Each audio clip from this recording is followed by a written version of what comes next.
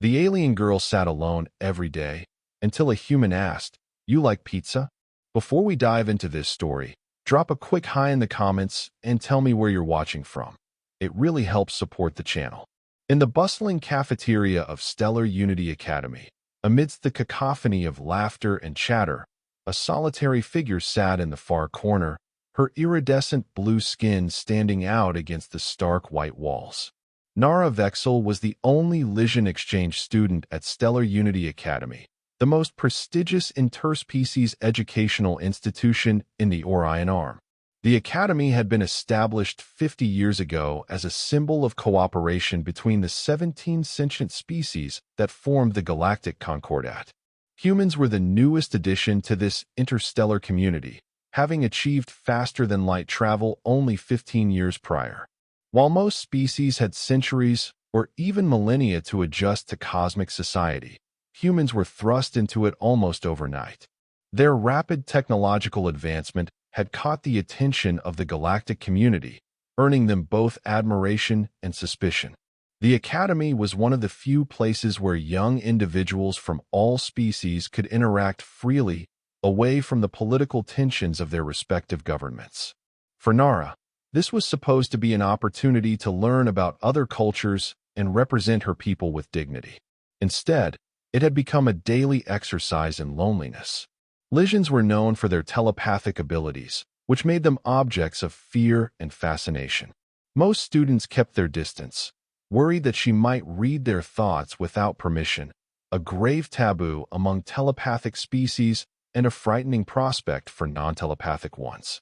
What they didn't know was that Lysian telepathy required physical contact and explicit consent. The rumors of mind reading at a distance were just that, rumors. But Nara had given up trying to correct these misconceptions after the first few weeks. It was easier to simply accept her isolation than to constantly explain her biology to people who had already made up their minds. So she sat alone, day after day, picking at her food and observing the social dynamics around her.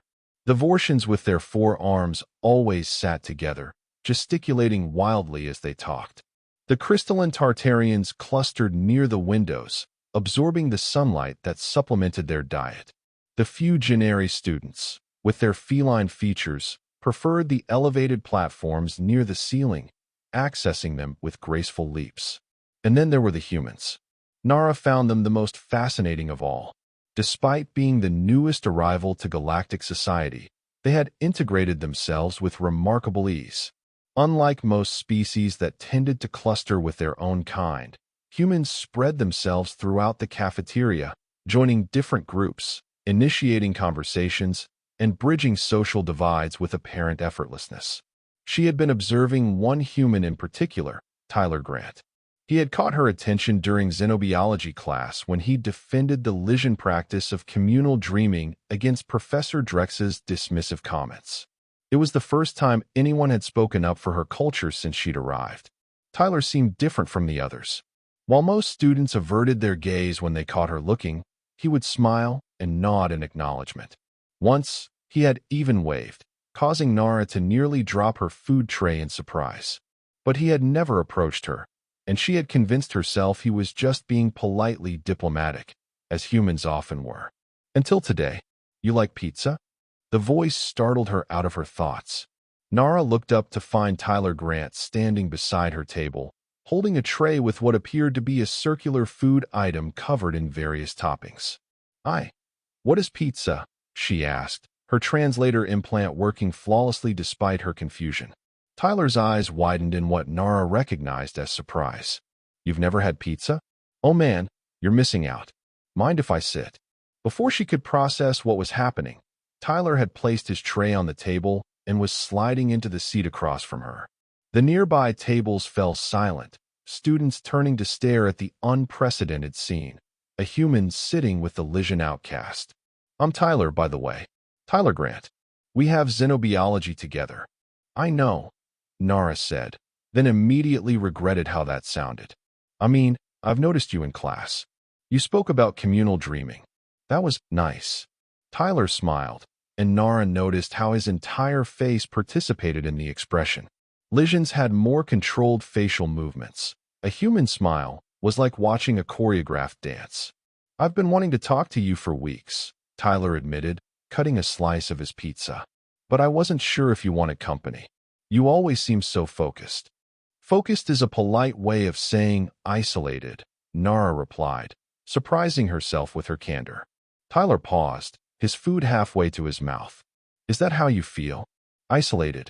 Nara considered deflecting, as she usually did when anyone showed even the slightest interest in her well-being. But something about Tyler's direct approach made her respond honestly. Yes, I am the only Lysian here. Most students avoid me because they believe I can read their thoughts, which I cannot, at least not without contact and consent.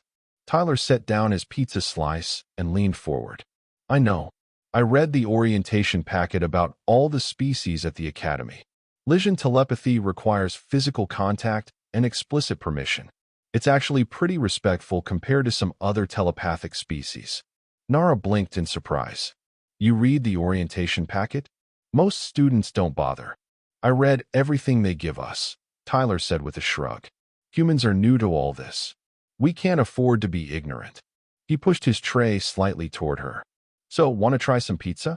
It's one of Earth's greatest contributions to galactic cuisine, if I do say so myself. Nara hesitated. Lysians had strict dietary restrictions, and she had been surviving mainly on the nutrient paste provided specifically for her species. But the pizza did smell enticing, with its blend of unfamiliar aromas. Is it compatible with Lysian biology? She asked cautiously. I checked with the cafeteria staff, Tyler said, looking slightly embarrassed. I've actually been planning this for a few days. They said this vegetarian option should be perfectly safe for you. No acidic compounds that might irritate your system. Nara was touched by his thoughtfulness. No one had ever gone to such lengths for her comfort before. Cautiously, she reached for the smallest slice on the tray and took a tentative bite. The explosion of flavors was unlike anything she had experienced. The blend of tangy sauce, melted cheese, and various vegetables created a harmony that made her taste receptors sing. Lysian cuisine tended toward the bland and functional. This was a revelation. This is remarkable, she said after swallowing. I understand now why you would consider this a significant contribution to galactic cuisine. Tyler laughed, a sound that Nara found unexpectedly pleasant. That's a very diplomatic way of saying it's delicious. I'll take it. For the next half hour, they talked as they ate. Tyler told her about Earth, about the cultural shock humans experienced when they discovered they weren't alone in the universe, and how they were still adapting to their place in the galactic community. In return, Nara shared stories about Lysia, its perpetually twilit skies, and the dream chambers where her people gathered to share their collective consciousness. So you can actually share dreams? Tyler asked, fascinated. That sounds incredible. It is our most sacred form of connection, Nara explained. Through shared dreaming, we experience each other's perspectives, emotions, and memories. It creates a bond that transcends ordinary communication. I can see why that would be special, Tyler said thoughtfully. Humans have always been fascinated by the idea of truly understanding another person's mind. We write books, create art, compose music, all attempts to bridge the gap between our separate experiences. Your species' creative endeavors serve a similar purpose to our dreaming, Nara realized. They are attempts to share internal experiences. Exactly, Tyler exclaimed, looking pleased that she understood. Though I bet your way is more efficient. Perhaps, Nara said. But there is something to be said for the beauty that comes from the struggle to connect. Your art, your music, they exist because you cannot simply share thoughts. There is value in that effort. The conversation flowed easily after that, jumping from topic to topic with a naturalness that Nara had never experienced with someone outside her species. She barely noticed when the cafeteria began to empty as students headed to their afternoon classes. Oh shoot, we're going to be late, Tyler said, glancing at his wrist device. We both have xenopolitics next, right? Nara nodded, hurriedly gathering her things. As they rushed through the corridors together, she was acutely aware of the stares they attracted. A human and a Lysian, walking side by side, engaged in animated conversation. It was not a sight the Academy was used to. Professor Zhun was already beginning her lecture when they slipped into the classroom. The only seats available were at opposite ends of the room, so they had to separate. As Nara settled into her spot, she caught Tyler's eye across the classroom. He smiled and gave her a small wave, which she returned with a gesture of her own. For the first time since arriving at the Academy, Nara didn't feel alone. Over the next few weeks, what had begun as a simple lunch invitation blossomed into a genuine friendship. Tyler and Nara began studying together, partnering on class projects, and spending their free time exploring the Academy grounds. Gradually, other students began to join them. First Tyler's human friends, then some of the more open-minded non-humans. On a particularly pleasant evening, they were sitting in the Academy's arboretum, a vast enclosed garden that housed plant species from dozens of worlds. Nara was helping Tyler with his xenolinguistics assignment, explaining the nuances of Lysian symbolic language that his translator implant couldn't properly convey. So this symbol doesn't just mean harmony. It specifically refers to the harmony between different elements that were once in conflict? Tyler asked, pointing to a complex glyph on his datapad. Precisely, Nara confirmed. Lysian language is contextual. The meaning of our symbols shifts based on what surrounds them, much like how your words can have different meanings depending on the sentence. That's fascinating, Tyler said, making notes. It's like your whole language is built on the idea of relationship and connection. It reflects our telepathic nature, Nara explained. When you can directly share thoughts, the purpose of language becomes less about information transfer and more about creating shared contexts for understanding. Tyler was about to respond when a shadow fell across them. Looking up, they found themselves facing Drav Corvin, a Tartarian student known for his xenophobic views. Behind him stood two of his crystalline friends, their faceted bodies refracting the garden's light in rainbow patterns. "Isn't this touching?"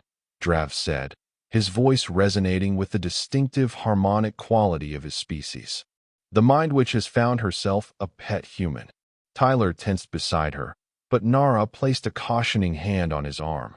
Confrontations with Tartarians rarely ended well. Their crystalline biology made them both physically imposing and emotionally volatile. "We're studying, Drav," she said calmly. "This area is open to all students." "Studying what?" "How to invade his thoughts." Drav turned to Tyler. "You know that's what they do, right? Lysians?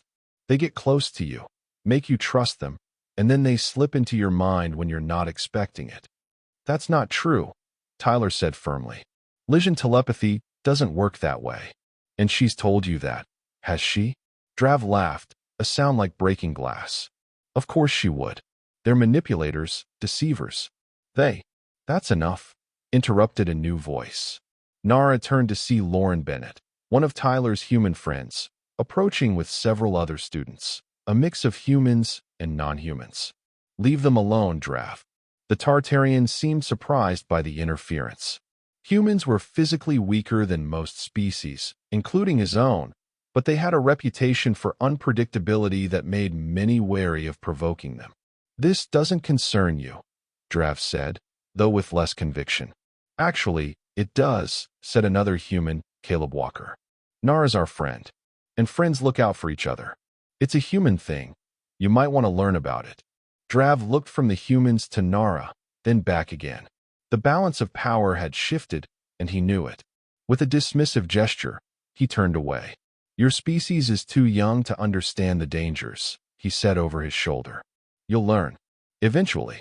As Drav and his friends departed, Nara looked at the humans with a mixture of gratitude and confusion. "You didn't have to do that," she said. "Especially you two." She nodded to Lauren and Caleb, whom she knew only casually through Tyler. "Sure we did," Lauren said, sitting down beside them. "Any friend of Tyler's is a friend of ours. Plus, that crystal guy was being a total jerk." "Tartarians have a cultural history with Lysians," Nara explained. "There was a diplomatic incident several generations ago involving a Lysian telepath and a Tartarian dignitary. Their species has distrusted mine ever since." "Well, that's stupid," Caleb declared. Judging someone based on something that happened before they were born, says the human, Lauren teased. Our species has basically made an art form out of holding historical grudges. Yeah, but we're working on it, Caleb protested. Besides, space is supposed to be a fresh start, right? Isn't that the whole point of the Concordat? As the humans debated among themselves, Nara observed them with growing fascination. Their willingness to defend her, someone they barely knew, against a physically superior opponent was remarkable. Was it courage? Foolishness? Or something else entirely? That night, in the privacy of her quarters, Nara recorded a message for her family back on Lygia. I believe I am beginning to understand humans better, she said into the recorder. They form connections quickly, sometimes impulsively, but there is a genuine quality to their attachments. They defended me today against a Tartarian student, not because they sought advantage or because protocol demanded it, but simply because they considered me a friend. It is both perplexing and touching. She paused, considering her next words carefully. I have been invited to participate in what they call a pizza night this weekend. Apparently, it is a social ritual centered around the shared consumption of their circular food. Tyler says it's an important human bonding experience. I am looking forward to it. Nara ended the recording and prepared for bed, her thoughts still focused on the day's events. As she drifted toward sleep, she found herself wondering what it would be like to share dreams with a human. Would their minds be as direct and unpredictable as their social interactions? As varied and creative as their cultures? The thought was both intriguing and slightly frightening. In the darkness of her room, Nara smiled. For the first time since arriving at the academy, she was eager to see what tomorrow would bring. The pizza night was held in one of the academy's recreational lounges, which Tyler and his friends had reserved for the evening. When Nara arrived, she was surprised to find not just Tyler and his immediate circle, but nearly 20 students from various species, all mingling with unexpected ease. Nara, Tyler called, waving her over. You made it. Come on, we saved you a seat. As she made her way through the room, Nara noticed several Vortians engaged in an animated conversation with human students, their forearms gesticulating enthusiastically. In the corner, a Generi was teaching a group of humans what appeared to be a traditional feline-like stretching routine. Even a pair of Tartarians was present, though not Drav and his friends. What is all this? Nara asked as she reached Tyler. I thought it would just be a few of us. It started that way, Tyler admitted with a grin. But word got around, and people kept asking if they could join. Turns out pizza has universal appeal, or at least multi-species appeal. The center of the lounge was dominated by several large tables covered with pizza boxes. Nara recognized the Academy's cafeteria logo on some, but others bore unfamiliar insignia. We ordered from different places, Lauren explained, appearing beside them with a stack of plates. The cafeteria makes decent pizza, but we wanted to show you the real variety. This one's from Stellar Slice, the best pizzeria in the human quarter of Capital Station. For the next hour, Nara was introduced to an overwhelming array of pizza styles, each with its own distinctive flavors and textures. There was thin crust pizza from a place called New York, thick, bread-like pizza from Chicago, and something called Neapolitan that Tyler insisted was the original and still the best. But what truly amazed Nara wasn't the food, though it was indeed remarkable, but the atmosphere that had developed. Humans were moving freely between different species groups, initiating conversations, drawing out even the most reserved individuals.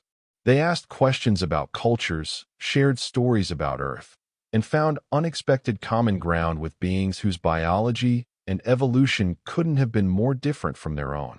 How do they do it? Nara asked Lauren as they watched Tyler teaching a Vortian how to properly fold a slice of New York-style pizza. Humans, I mean. Most species take decades to become comfortable with interspecies socializing. You've been part of galactic society for less than 20 years. Lauren considered the question seriously. I think maybe it's because we spent so long thinking we were alone in the universe. When we found out we weren't, it was like, I don't know, like finding out you have this huge family you never knew about. Most species grew up knowing about each other, right? You've had time to develop all these complicated histories and prejudices. We're still in the wow, aliens are real, and that's awesome phase. But you must have concerns, Nara pressed. Humans are physically weaker than many species, technologically behind most. Aren't you afraid? Oh, we're terrified, Lauren said with a laugh. But fear has never stopped humans from reaching out. Sometimes it even pushes us harder. There's this old saying on Earth. The only thing we have to fear is fear itself. It means that being afraid of connection is worse than whatever risks come with making that connection. As the evening progressed, someone suggested playing games. Soon, the lounge was filled with mixed groups engaged in various human and alien pastimes. Nara found herself taught a card game called Uno, which apparently transcended language barriers due to its simple color-matching mechanics. I believe I understand the objective, she said after observing a few rounds. One must divest oneself of all cards before the other players. The special cards are used to impede others' progress or accelerate one's own. That's exactly right, said Caleb, looking impressed. You know, you'd make a great poker player with that analytical mind. Poker? Another card game, but more complex, Tyler explained. It involves probability calculation, resource management, and, most importantly, deception. Deception is an objective? Nara asked, confused. It's called bluffing, Lauren clarified. Making others believe you have better cards than you actually do. It's not considered negative deception in the context of the game.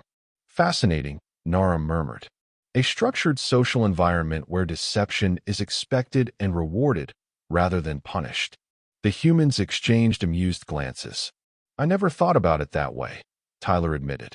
But yeah, I guess that's poker in a nutshell.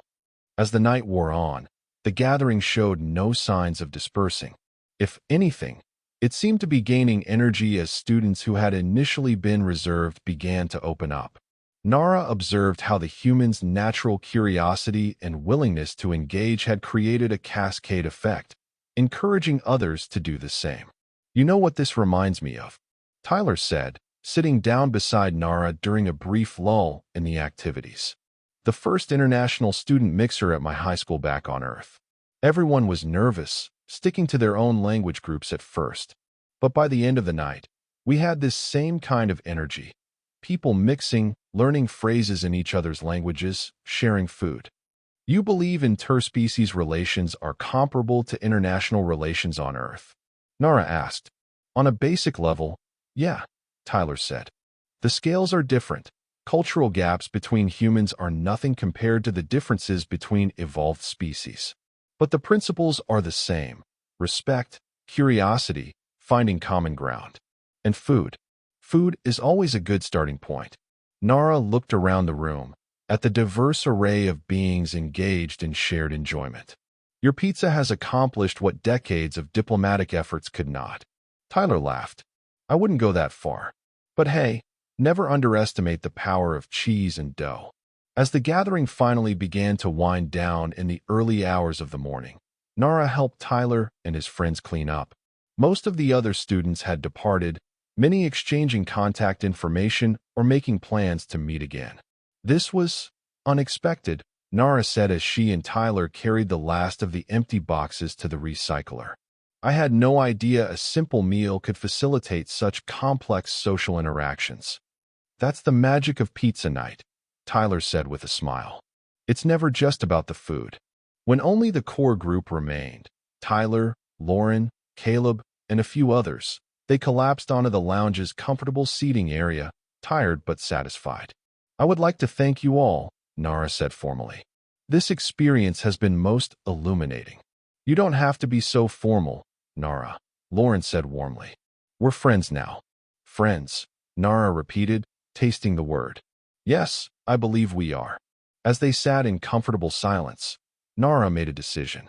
It was unconventional, perhaps even inappropriate by Lysian standards, but the evening had already broken so many of her preconceptions that one more seemed insignificant. In my culture, she began hesitantly, there is a tradition among close friends, a shared experience that deepens understanding. The humans looked at her with interest. Are you talking about the dream-sharing thing? Tyler asked. Nara nodded. Communal dreaming. It is usually reserved for family members or lifelong companions, but I would like to offer it to you. All of you. The humans exchanged glances, a mix of excitement and uncertainty on their faces. Is it safe? Caleb asked. For non-telepathic species, I mean. It is safe, Nara assured them. The experience is guided by the telepath, by me. You would not be at risk of losing your sense of self or experiencing psychological harm. And you'd really want to share that with us? Lauren asked. If it's such a personal thing in your culture. I would, Nara said firmly. You have shared your cultural tradition with me tonight. I would like to reciprocate, if you are willing. For a moment, no one spoke. Then Tyler grinned. I'm in. When do we start? The arrangements for the communal dreaming session took several days to complete. Nara had to request special permission from both Academy administration and the Lysian cultural attaché on Capital Station. Such an interspecies mind-sharing was unprecedented, and the bureaucracy was understandably cautious. They're treating this like we're about to perform some dangerous experiment, Tyler complained as they left another meeting with Academy officials. It's just sharing dreams, right? To non-telepathic species, the idea of mental connection is inherently frightening, Nara explained patiently. They fear what they do not understand. But you've explained the safeguards a dozen times, Lauren said, walking beside them. You've assured them that you maintain control of the connection, that we can't accidentally hurt each other. Fear is rarely rational, Nara replied, particularly when it concerns the unknown.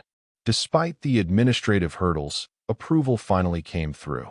The session was scheduled for the following weekend, with the Academy providing a specially prepared room in the medical wing, just in case, the dean had said, though neither Nara nor the humans appreciated the implication.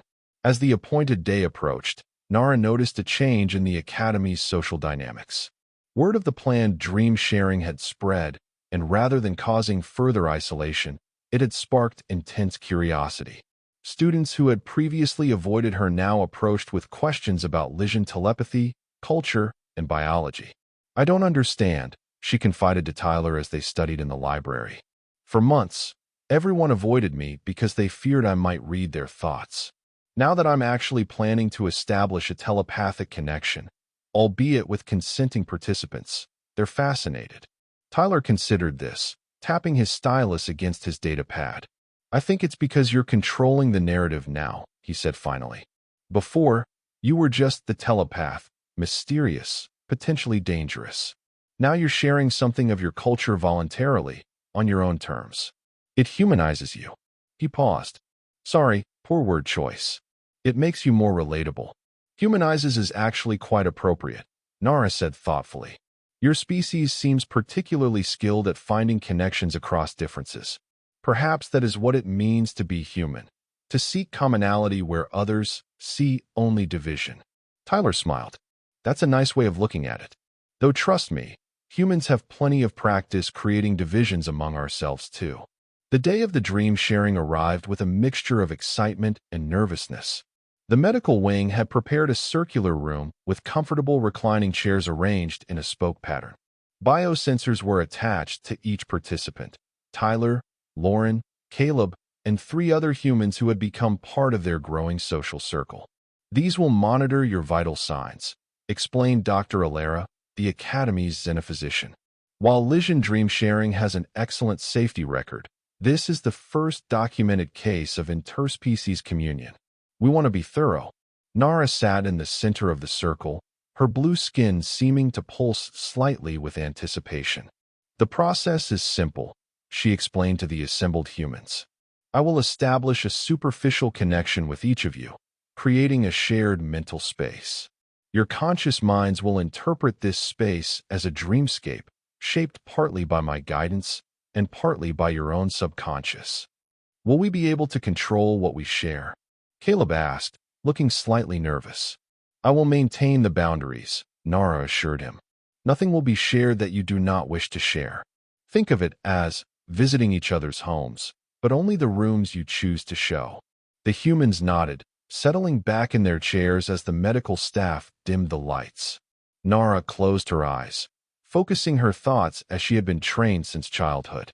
She extended her awareness toward each human in turn, establishing the delicate mental bridge that would allow shared consciousness. She felt resistance at first, not deliberate, but the natural mental barriers of non-telepathic beings. Gently, she extended her presence, not pushing but inviting. One by one, she felt the humans' minds open to her, their consciousness reaching out with hesitant curiosity. The shared dreamscape began to form. In Lysian tradition, the telepath initiating the connection provided the initial framework, a neutral space that would evolve based on the participants' contributions. Nara created a simple meadow beneath a twilight sky, reminiscent of her homeworld but not so alien as to disorient her human companions. As the humans' consciousnesses stabilized in the shared space, they appeared as idealized versions of themselves, similar to their physical forms but subtly enhanced, reflecting how they saw themselves at their best. "This is incredible," came Tyler's thought voice, reverberating through the dreamscape. "I can feel everyone, not just hear you, but feel you." "That is the essence of communal dreaming," Nara explained, her own form manifesting as a luminous blue figure in the center of the group. Direct emotional connection, beyond the limitations of language. The humans explored the shared space with growing confidence, marveling at how they could feel each other's reactions without words. Thoughts and emotions flowed freely, creating ripples in the dreamscape that manifested as changes to their surroundings. When Lauren thought of her childhood home, elements of it began to appear in the distance: a distinctive tree, a porch swing, the quality of light through particular windows. "Can we share memories?" Caleb asked, his curiosity radiating from him like sunlight. "If you wish," Nara responded. "Focus on a memory and allow it to surface. I will help stabilize it so others can experience it." Caleb concentrated, and the dreamscape shifted. Suddenly, they were all standing on a beach, waves crashing nearby, a brilliant sunset painting the sky in colors that seemed impossibly vivid. "My first time seeing the Pacific Ocean," Caleb's voice explained, though his lips didn't move. "I grew up in a landlocked state. Didn't see the ocean until I was 17. I remember thinking it was the most beautiful thing I'd ever experienced." The group could feel Caleb's wonder, his sense of smallness before the vastness of the ocean, the peculiar mix of insignificance and connection that humans often felt when confronting nature's grandeur. "It's like being inside a poem," Lauren marveled, her consciousness brushing against the shared emotion. One by one, the humans shared significant memories. Lauren's first solo music recital, where her nervousness transformed into exhilaration. Emma Fox's experience of seeing Earth from orbit for the first time. Nathan Brooks's memory of his grandmother teaching him to bake bread. The sensations of flour on his hands and the smell of the kitchen merging with deep familial love. Throughout it all, Nara maintained the connections, stabilizing the dreamscape when emotions became too intense, gently guiding the experience to prevent overload. She was surprised by the humans' adaptability. They took to telepathic sharing with remarkable ease, considering it was entirely new to their species. When it came Tyler's turn to share, the dreamscape transformed into a school hallway. They watched through his eyes as a younger Tyler noticed a new student sitting alone in the cafeteria, a girl from another country who didn't speak much English.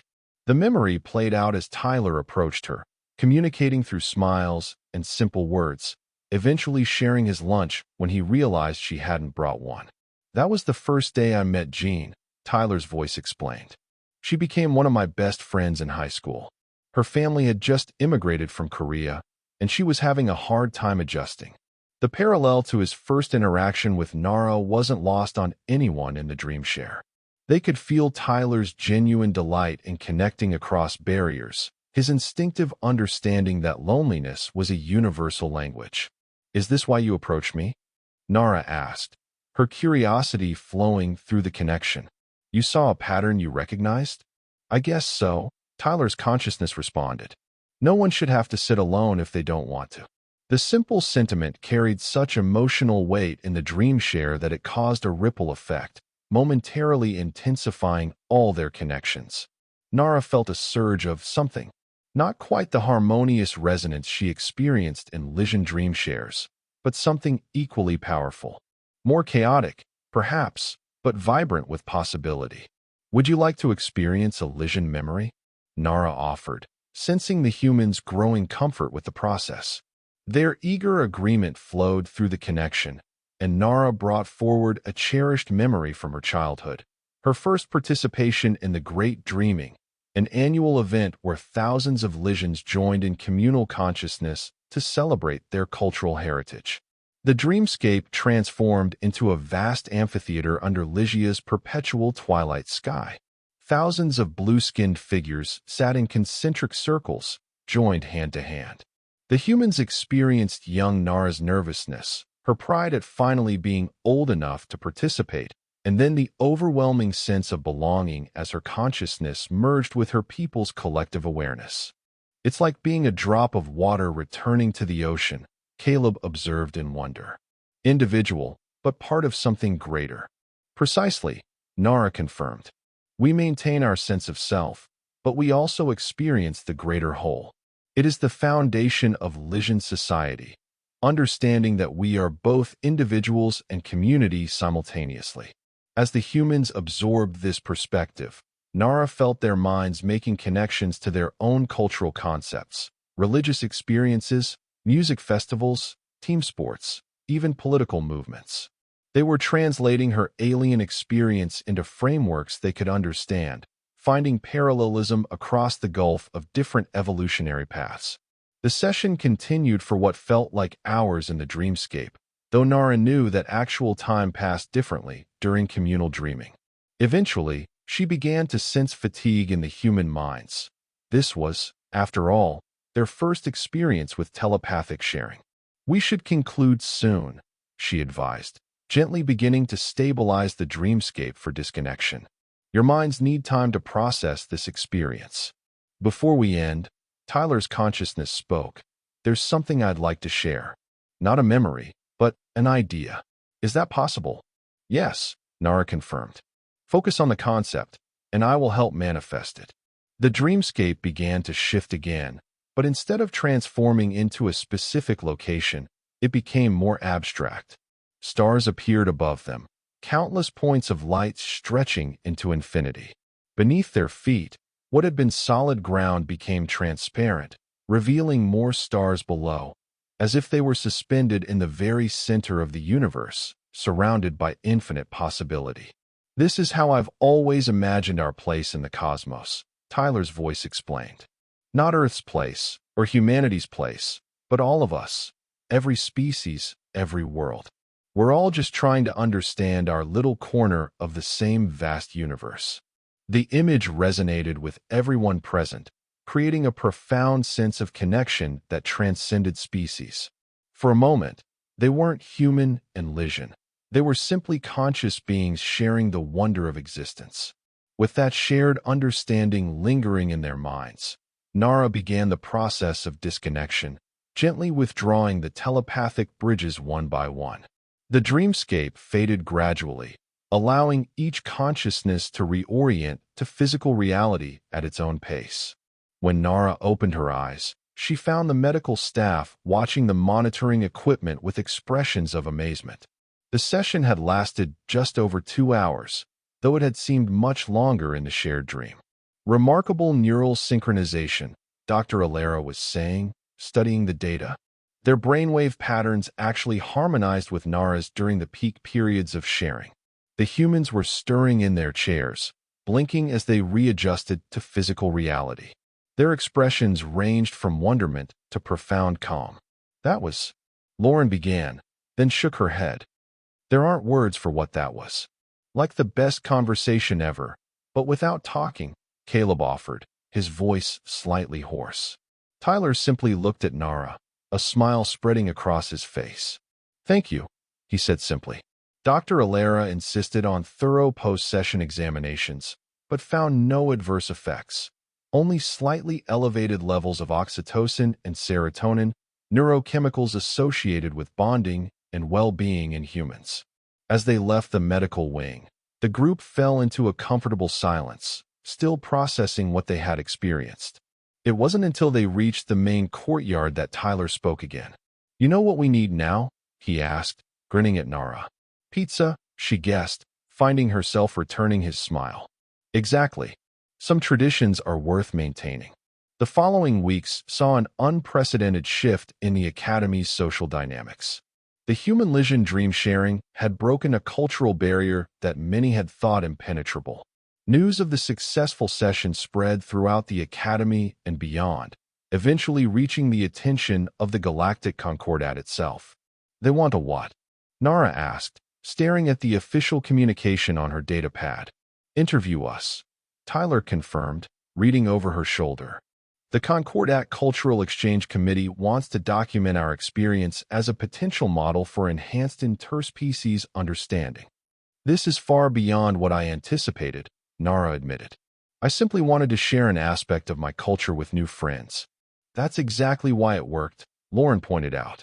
"It wasn't a formal diplomatic initiative or a scientific experiment. It was just friends connecting." The committee's interest sparked a cascade of events. The Academy administration, initially cautious about the dream sharing, now celebrated it as an example of their institution's innovative approach to interspecies education. More students, human and non-human alike, expressed interest in participating in future sessions. Even more surprisingly, the Tartarian cultural attaché requested a meeting with Nara to discuss the possibility of addressing the historical tensions between their species through supervised dream sharing. Centuries of diplomatic efforts had failed to fully resolve the ancient misunderstanding. Perhaps direct emotional communication might succeed where words had failed. 6 months after that first shared pizza in the cafeteria, Nara found herself addressing a symposium on interspecies communication, with Tyler and their friends beside her on the stage. Representatives from all 17 Concordat species filled the audience, their attention focused intently on the unlikely group. "The success of our dream-sharing experience was not due to any special protocol or technology," Nara explained to the assembled dignitaries. "It succeeded because it was founded on mutual respect and genuine desire to understand each other." "In human terms," Tyler added, "we were friends first, diplomats second." The connection was personal before it was cultural. Avortion representative raised 2 of his 4 hands. "But how do we replicate this success? Not all species have telepathic capabilities like the Lysians." "That's true," Lauren acknowledged. "But the principle remains the same. Personal connection precedes cultural understanding. Pizza before politics." The phrase, "pizza before politics," became something of a catchphrase in the following months, spreading throughout the Concordat as a shorthand for the human approach to interspecies relations. While some diplomats found it frustratingly simplistic, others recognized the profound truth it contained. Authentic connections between individuals could build bridges that formal diplomacy couldn't. The Academy established a regular cultural exchange program, inspired by the pizza nights that had now become a tradition. Each week featured cuisine and customs from a different Concordat species, creating informal spaces where students could interact outside the academic hierarchy. One evening, as Nara and Tyler were helping set up for Generi Night, featuring a feline species traditional hunting games adapted for multi-species participation, Nara noticed something remarkable.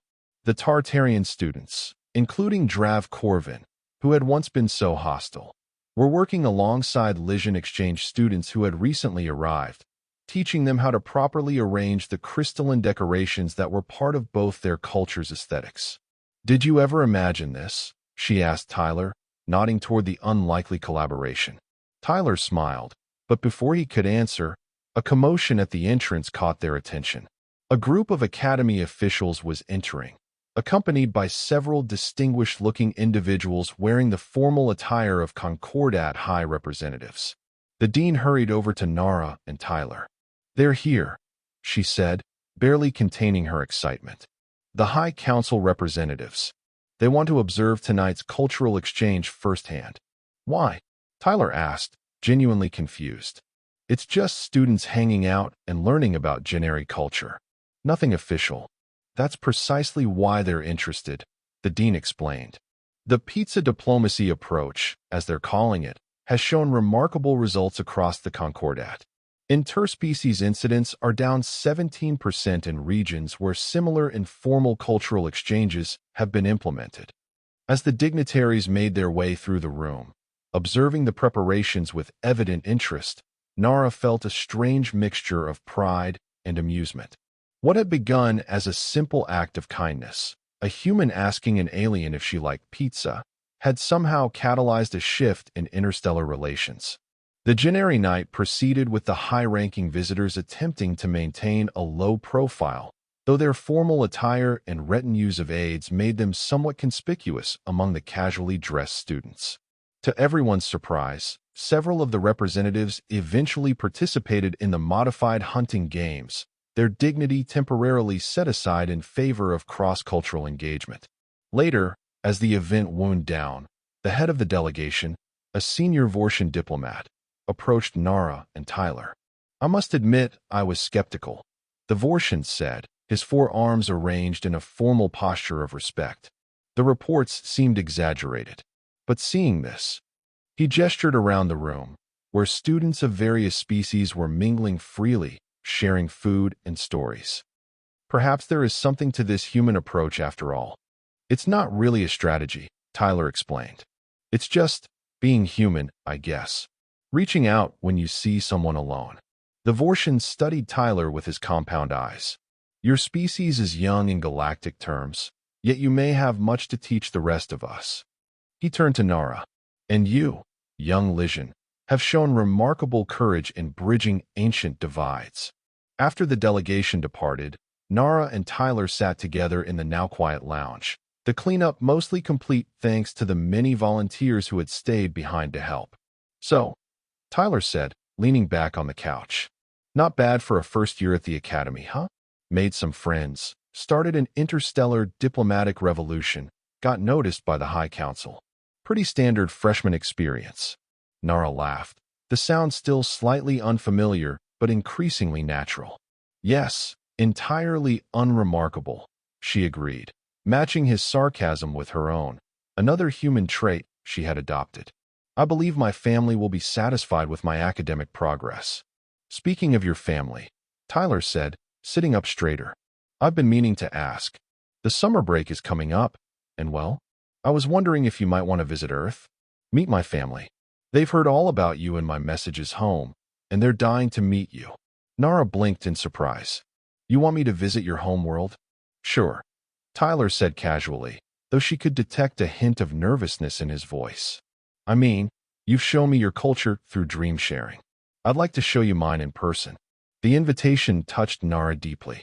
In Lysian culture, inviting someone to one's home was a significant gesture of trust and inclusion.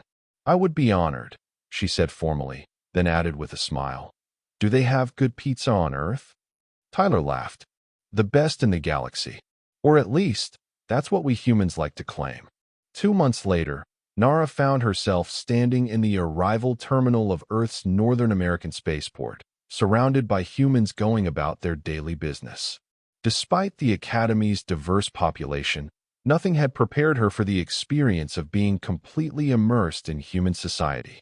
Everything seemed simultaneously familiar and alien. The architecture designed exclusively for bipedal, non-telepathic beings, the cacophony of spoken language without the underlying telepathic resonance she was accustomed to on Lysia, the bewildering variety of human appearances, from skin tones to body types to clothing styles. Nara, she turned to see Tyler waving enthusiastically from beyond the security barrier, flanked by 2 older humans she recognized as his parents from the images he had shared. Taking a deep breath, she stepped forward to meet her first human family. Tyler's parents, Robert and Jennifer Grant, welcomed her with a warmth that transcended species barriers. Jennifer even attempted a traditional Lysian greeting gesture, though the execution was slightly awkward. We've heard so much about you. Jennifer said as they walked to the ground transport area. Tyler talks about you in every call home. Mom, Tyler protested, his skin flushing with what Nara had learned was embarrassment, a curiously visible emotional response that Lisions lacked. What? It's true, Jennifer insisted. Nara this, Nara that. The dream-sharing experience sounded particularly fascinating. We're just glad Tyler's made such good friends at the academy, Robert added, carrying Nara's luggage despite her assurances that she could manage it herself. And we're honored to be the first Earth family to host a Lysian visitor. At least, I think we are. To my knowledge, yes, Nara confirmed. While there have been official Lysian delegations to Earth, I believe I am the first to visit as a personal guest. The 3 weeks that followed were a whirlwind of new experiences. The Grants had planned an itinerary that showcased both the natural wonders of their region and the cultural highlights of human civilization. Nara hiked through forests that seemed impossibly green after the perpetual twilight of her homeworld. She stood before the thundering power of Niagara Falls, feeling the mist on her blue skin. She toured museums, attended concerts, and experienced the organized chaos of a traditional Earth market. But the most meaningful moments were the quiet ones, helping Jennifer prepare meals in the kitchen, listening to Robert explain the rules of baseball as they watched a game on the entertainment system, joining Tyler and his local friends for movie nights and board games. One evening, as they sat on the back porch watching the sunset, a daily spectacle that never failed to fascinate Nara, Tyler asked a question that had clearly been on his mind. What's been the most surprising thing about Earth? Something you didn't expect? Nara considered this carefully. I think, the diversity within unity, she said finally. On Lygia, our telepathic nature creates a certain homogeneity of experience. We understand each other so completely that major differences are rare. She gestured toward the neighborhood spread out before them. But here, on a single street, you have families from different cultural backgrounds, with different beliefs, different traditions, yet somehow functioning as a community. It's remarkable. We don't always get it right, Tyler admitted. Human history is full of conflicts based on those very differences. Perhaps, Nara acknowledged. But you keep trying. That seems to be a defining human characteristic, persistence in the face of imperfection. On her final evening on Earth, the Grants hosted a farewell barbecue, inviting neighbors and Tyler's friends to meet their extraterrestrial guest. Nara had grown more comfortable with human social gatherings, but was still touched by how readily these strangers welcomed her into their midst. As the party wound down, Tyler found Nara sitting slightly apart from the group, observing the interactions with her characteristic thoughtfulness. "Penny for your thoughts?" he asked, using an idiom he'd taught her earlier in her stay. "I was thinking about how this all began," she replied. "With pizza. Such a simple thing, yet it led to all of this." She gestured to encompass not just the gathering, but everything that had unfolded since their first lunch together. "Sometimes the biggest changes start with the smallest gestures," Tyler said, sitting beside her. "A simple question, an offered meal. You humans have a gift for that," Nara observed, "for recognizing the significance in seemingly insignificant moments." As they sat in comfortable silence, watching the fireflies begin to appear in the gathering dusk, another Earth phenomenon that delighted Nara, she made a decision. "When we return to the academy," she said, "I would like to propose a formal cultural exchange program. Not just the informal gatherings we've been doing, but something structured, bringing together individuals from different worlds to live with host families, as I have done here." "That's a great idea," Tyler enthused. "First-hand experience is so much more effective than reading about other cultures and textbooks." "The Concordat Educational Committee would need to approve it," Nara continued, her mind already working through the logistics. "But given the success of our previous initiatives, I believe they would be receptive." From pizza to diplomacy to educational reform, Tyler mused with a smile. "What's next? Galactic peace through ice cream?" Nara laughed. "I have not yet experienced this ice cream, but if it is as effective as pizza, perhaps we should consider it." The following year saw the implementation of Nara's exchange program, initially as a pilot project involving just 3 concordat species: humans, Lysians, and, somewhat surprisingly, Tartarians. The success of the initial exchanges led to rapid expansion, with all 17 concordat species participating by the 3rd year. The program became known informally as the Pizza Protocol, a name that originated as a joke among Academy students but was eventually adopted even in official concordat communications. Reports from across concordat space indicated that the person-to-person connections fostered by the exchanges were having measurable effects on interspecies relations, from trade agreements to scientific collaboration to cultural appreciation. 5 years after that first shared lunch in the Academy cafeteria, Nara stood on the main stage of the Concordat Grand Assembly, preparing to address representatives from all member species. Beside her stood Tyler, now a diplomatic liaison between Earth and the Concordat, and several other key figures from what had become known as the human approach to interspecies relations. As she looked out at the assembled dignitaries, Nara could hardly believe the journey that had brought her here. From an isolated exchange student to a recognized authority on cross-cultural communication, all because a human had noticed her sitting alone and asked a simple question. "Distinguished representatives," she began, her voice carrying clearly through the vast chamber. "We stand before you today not as revolutionary thinkers or diplomatic innovators, but simply as friends who discovered something that perhaps should have been obvious all along. That genuine connection precedes true understanding, that informal bonds can support formal agreements, and that sometimes the most profound insights begin with the simplest gestures." She glanced at Tyler, who gave her an encouraging nod. 5 years ago, a human student approached a Lysian sitting alone in a cafeteria and asked, "You like pizza?" That question, that moment of reaching across difference to find connection, has brought us here today. It reminds us that beneath our diverse biologies, cultures, and histories, we share a fundamental desire to connect, to understand, and to be understood. As she continued her address, outlining the principles and successes of the exchange program, Nara felt a profound sense of gratitude.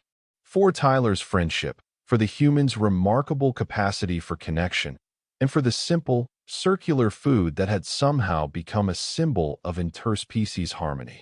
Later, at the reception following the address, Nara and Tyler found a quiet moment amid the formal celebrations. "Did you ever imagine, when you sat down at my table that day, that it would lead to all this?" Nara asked. Tyler shook his head, smiling. "Honestly, I just thought you looked like you could use a friend. And the pizza was getting cold." "Such a human perspective," Nara observed fondly. "Focused on the immediate need rather than the grand design." "That's us," Tyler agreed, taking it one pizza slice at a time. As they rejoined the reception, moving among representatives from across the galaxy, Nara reflected on what she had learned about humanity in these 5 years. Their impulsiveness, which other species often viewed as a weakness, was also the source of their greatest strength, the ability to act on empathy without calculating all possible outcomes. Their willingness to reach across boundaries, to risk rejection or misunderstanding in pursuit of connection, had changed not just her life, but the fabric of interstellar relations. In the grand tapestry of galactic civilization, humans were newcomers, imperfect, sometimes chaotic, still learning the complexities of cosmic coexistence. But they had brought with them something that centuries of careful diplomacy had failed to achieve: the simple, revolutionary idea that understanding begins not with formal protocols or elaborate ceremonies, but with one being reaching out to another and saying, in effect, "Would you like to share this meal with me?" As Nara watched Tyler engage in animated conversation with a group that included representatives from species that had been adversaries for generations, she smiled. The humans had so much to learn about the galaxy, but perhaps the galaxy had even more to learn from them. The alien girl no longer sat alone, and neither did anyone else. And that was the end of the story. If you listened all the way to here, don't forget to leave feedback about what you thought of the story in the comments, whether positive or negative. Your feedback helps us improve. Also leave your like and subscribe to the channel for more stories like this one. And I'll leave here on the screen another video that I'm sure you'll like. Big hug, and see you in the next story.